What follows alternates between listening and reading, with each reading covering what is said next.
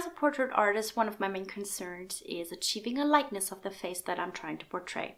So in today's video, I would like to talk to you about the benefits of redrawing the same face, possibly off of different references, to become better at capturing the likeness of a face. And at the end of the video, I would like to show you some examples of my own, which is about sketching and drawing the face of Marilyn Monroe. Okay, but first things first. If you want to become a better portrait artist, obviously you have to first be concerned with the fundamentals of drawing altogether, which is about proportion and shapes and lighting and all of that. That will just help you to become better at drawing realistic faces. But then if you want to take the next step of capturing the likeness of the face, then you need to embrace the unique details and the unique characteristics of that face. I'm talking about drawing realistic portraits.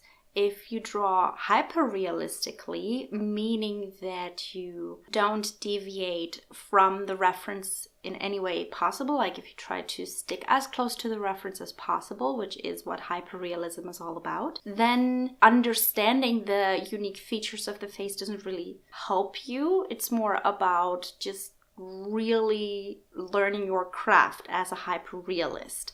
And if you do that, you can drop any reference at all. Like, you have the tools to do so anyway. So yeah, what I'm trying to say is that hyperrealism is an entirely different skill that I don't really know how to teach you anyway, because I've never attempted to do that because I'm lazy. So I can't really teach you that, but it's a different thing.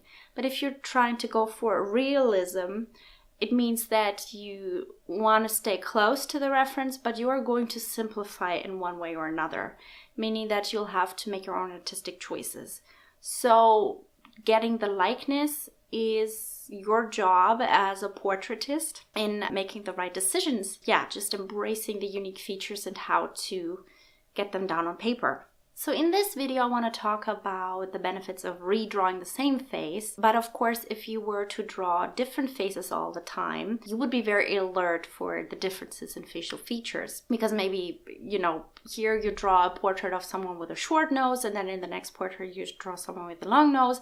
So of course, you're very alert for the differences in the face. But if you draw the same face from different references, it teaches you how your perception changes of the same face under different conditions, be it different lighting or a different angle or both. And these are just subtle changes, or possibly just subtle changes, that will just, give you a different benefit, I think. Like it's a different thing that your mind picks up from doing that exercise over just drawing different faces all the time. We've seen many self-portraits of the masters of the past centuries. It's not because they were vain that they drew themselves, but because it was most accessible to them to study their own face. They just needed a mirror and then they were good to go. And you could be like, feel sorry for them that they really just had one face that they could study all the time. But I think that they became so great because they were able to just study this one face really thoroughly. And I think you learn a lot from that.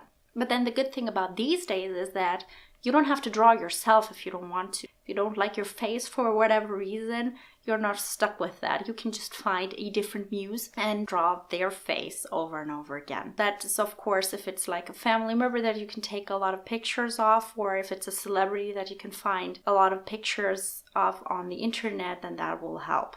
So now I would like to show you some examples of how I approached, Marilyn Monroe's face over the years. So the first two drawings that I'm going to show you are actually the first 2 pages of my first voluntarily kept sketchbook. And I thought that turned out really decent, but to be fair, to get a likeness of a Marilyn Monroe is really it's not that hard, because people recognize her if you put a beauty mark on a potato, basically. So yeah, I was pretty happy with the results here. And then the next 2 sketches were just very rough sketches and also pretty small, so I don't think that the likeness is really there. But, that was the first time that I really got into portrait drawing. Here's one that I erased again, and that was the end of that sketchbook. So for the next one, I started up again with some just pretty rough and fast sketches, which you can see here. That was one page that I filled all with Marilyn Monroe's faces from different references, and I actually kept going on the next page with that exercise, which I really think helped a lot for me to, learn about her characteristics, the eyes, the nose, the mouth.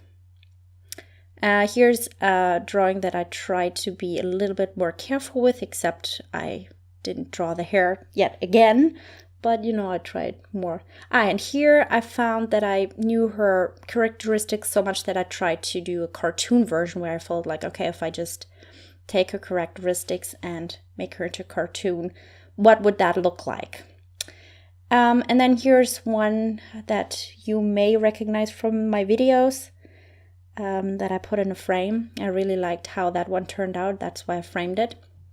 And it's just a very minimal one.